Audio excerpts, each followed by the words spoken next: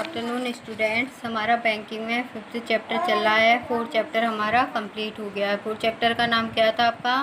भूमि विकास bank, ठीक है, भूमि बंधक बैंक। अब हम पढ़ेंगे कृषि साख के अन्य स्रोत, ऋण अधिकारी निधियां, चिटफंड तथा सहकारी तकावी, नाबार्ड एवं क्षेत्रीय ग्रामीण बैंक, ठीक है। देखो यहाँ पे आपको स्पष्ट कर दिया गया है जो तकावी, अभी आप आगे पढ़ोगे। तकावी किसके लिए कहते हैं? अल्पकालीन लोन के लिए तकावी कहा जाता है, ठीक है। सबसे पहले दिया हुआ है आपको ऋण अधिकारी। देखो ऋण अधिकारी कौन होता है? ये जो ऋण अधिकारी हैं हमारे ज़्यादातर बंगाल में प्रचलित हैं। इनका जो प्रचलन है ज़्यादातर बंगाल में है। ये जो कार्य करते हैं ये मिश्रित पूंजी बैंकों तथा देशी बैंकरों के मध्यस्थ का कार्य करते हैं। मध्यस्थ तो आप जानते हो, आप जिन्हें एजेंट बोलते हैं, ठीक है। एजेंट का कार्य करते हैं किस किस के बीच में? मिश्रित पूंजी बैंकों और देशी बैंकरों के मध्य, ठीक है। ये किसका कार्य करते हैं? एक एजेंट का या मध्यस्थ का कार्य करते हैं। ये किस प्रकार से कार्य करते हैं? ये जनता की जमाओं को स्वीकार करते हैं, ठीक है। जो हमारे जनता होती है या वो आपकी बैंकों में जो अपना पैसा जमा कर रही है उसकी, या गाँव के लोग जो होते हैं किसान लोग, उनकी जनता जमाओं को स्वीकार करती है तथा किसानों को ऋण के रूप में उसे प्रदान करती है। जो हमारे किसान होते हैं उनको लोन के रूप में उस जमा को प्रदान करती है, ठीक है। यह किसके रूप में लोन जो देती है, किसके आधार पर देती है? यह ऋण जमींदारों तथा किसानों को भूमि की रहन रखकर, ठीक है, भूमि को गिरवी रखकर, आभूषणों को गिरवी रखकर, ठीक है। कभी कभी ये व्यक्तिगत साख के आधार पर भी लोन देती है, ठीक है। फिर आपका केंद्रीय बैंकिंग जांच समिति। केंद्रीय बैंकिंग जांच समिति जो है आपकी इसलिए बनाई गई इन बैंकों पर नियंत्रित करने के लिए, ठीक है।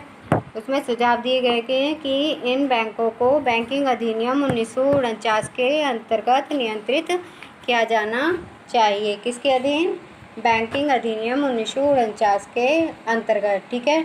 अगर ये अपना कार्य ठीक से नहीं कर रही हैं तो इनको कार्रवाई की जाए बैंकिंग अधिनियम 1949 के अंतर्गत। इनका जो हिसाब किताब उसकी जांच पर उचित ढंग से रखना चाहिए और समय समय पर इनका अंकेक्षण भी करते रहना चाहिए। सलाह एवं सहायता के उद्देश्य से निगम की भी स्थापना की जानी चाहिए, जो इन्हें सलाह दें और के लिए सुझाव दें, ठीक है।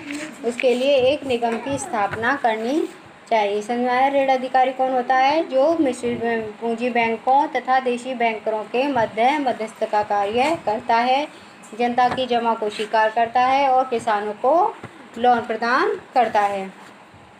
अब हमारा निधियाँ। देखो निधियाँ क्या होती हैं?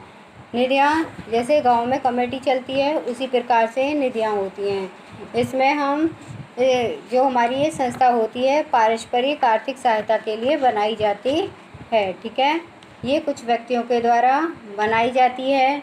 इसका पंजीयन भारतीय कंपनी अधिनियम के अंतर्गत किया जाता है, ठीक है। जो हमारी निधियाँ होती हैं इनका जो पंजीयन किया जाता है भारतीय कंपनी अधिनियम के तहत किया जाता है। इसमें कुछ व्यक्ति मिलकर कोष बनाते हैं। आवश्यकता के समय उसमें से सदस्य रुपया भी उधार लेते रहते हैं। जिसे आवश्यकता होती है वो इसमें से आपकी निधि में से पैसे ले सकता है, ठीक है। इस प्रकार की निधियों का उद्देश्य बचत की भावना जागृत करना होता है। ये संस्थाएं कम ब्याज पर गैर सदस्यों को ऋण प्रदान करती हैं। ये विशेष रूप से तमिलनाडु राज्य में पाई जाती हैं। समझ आया? दोबारा रिपीट करती हूँ। जो हमारी निधियाँ होती हैं इसमें कुछ मेंबर मिलकर एक कोष का निर्माण करते हैं। जिस प्रकार बैंकों के पास में रक्षित कोष रहता है, सुरक्षित कोष, इसी प्रकार से ये भी एक कोष अपने पास में रखते हैं। इनका जो पंजीयन कराया जाता है भारतीय कंपनी अधिनियम के अंतर्गत। ये जिस व्यक्ति को पैसे की ज़रूरत होती है वो इस फंड से रुपए निकाल सकता है, ठीक है। इस प्रकार की जो हमारी निधियाँ होती हैं इनका उद्देश्य केवल बचत की भावना जागृत करना होता है। ये इसके बेनिफिट दिए हुए हैं देखो, इनका उद्देश्य सदस्यों की बचत की भावना जागृत सदस्यों में बचत की भावना करना होता है। इनके द्वारा समय समय पर सदस्यों को धन की मांग को पूरा किया जाता है। ये अपने द्वारा दिए गए ऋणों पर बहुत कम दर से ब्याज लेते हैं। जो लोन देते हैं बहुत कम ब्याज दर पर देते हैं। ये कभी कभी सदस्यों की अनुमति से गैर सदस्यों को भी ऋण प्रदान करते हैं। अब है आपका चिट फंड। चिट फंड क्या होता है? चिट फंड में आपके कम से कम 10 सदस्य होते हैं, इससे अधिक भी हो सकते हैं। वो एक कमेटी का निर्माण करते हैं, ठीक है। जिस प्रकार से आपकी कमेटी डाली जाती है उसी प्रकार से ये होते हैं। ये भी एक कमेटी की तरह है चिट फंड, लेकिन इसमें क्या फ़र्क इतना है, इसमें नंबर संख्या डाली जाती है, जिसका भी नंबर निकल आता है, ठीक है, उसी को पैसा मिल जाता है।